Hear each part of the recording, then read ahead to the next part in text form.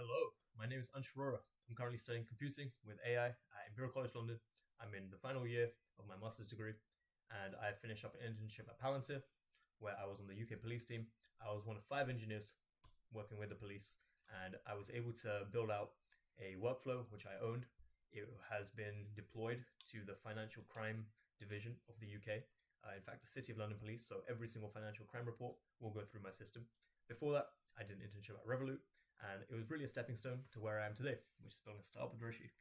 Hey, I'm Rishi. I'm also in the Imperial Computing Master's Program. I have lots of experience with working with startups. I worked for two in the past, and my recent internship was at Catapult Sports, where I was the only intern that owned and delivered an end-to-end product aimed at optimizing football strategy. So right now, my system's in use for over 50 football teams in the UK and across the world as well. So the way I met Ansh was through Imperial, but we worked on several projects in the past. So you want to tell them about our software agency?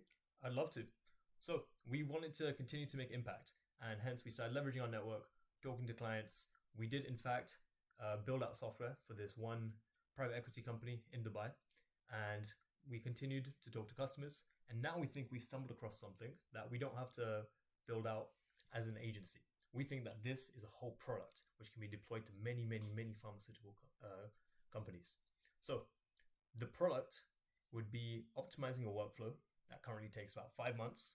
And we think we are in a position where we can build it, and it's the perfect time to build it. So the International Council of Harmonization, which is responsible for building out standardized protocols, is releasing an M11 template. Before this, they released an E6 guideline, which is now implemented worldwide. This M11 template forces companies to adopt software to digitize this protocol.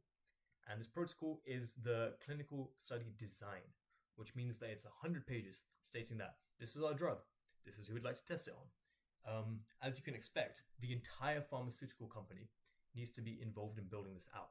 So it takes about 5 months, but it's really, really, really led by a few main stakeholders, which we have had the privilege of talking with. So now that we've established that this is a slow manual process, it's done on a Word document, they're going to be forced to change it real quick. And most importantly, we can use LLMs. Yeah, absolutely. So I think the current workflow is quite convoluted and quite long at the current moment in time.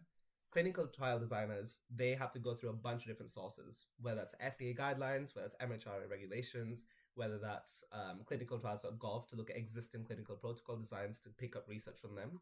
This is often a very long, tedious project, and this takes ages. So we aim to build one unified, holistic platform. And the way this is going to work is scrape through all these different sources, collect them in one place, and allow researchers to chat directly with them as well. The current process essentially forces researchers to use one shared Word document. And this is often not great. It's quite slow. And also, with different people working on different sections, this can lead to lots of version control conflicts as well. Furthermore, if one researcher has one issue with one section, they have to leave a comment on the side as well. This can then lead to a lot of back and forth, email chains, team meetings, and a lot of shared and fragmented communication. So, how are we going to fix this? We aim to implement a shared knowledge store. And what this means is any information that you pass in through our system will be stored, and this information can be used by the whole team throughout the whole design process. So now, when designing these documents, you have the information of the whole team behind you. This will save up time by loads. Which means the financial incentive, as reported by the International Council of Harmonization, just for the amendments, so after you finish a document and there's a few mistakes, it's expected that it currently costs $100,000 to $500,000. However, we're going for a bigger fish. We think that we can help designing this protocol, and that would save millions in human resources. On top of this, we're also standardizing the data used, which means that all of the research can be done faster, easier, and in our platform. Once we have users in our platform, that feeds in with the second bet that we're taking, that this is our entry point into pharmaceutical software.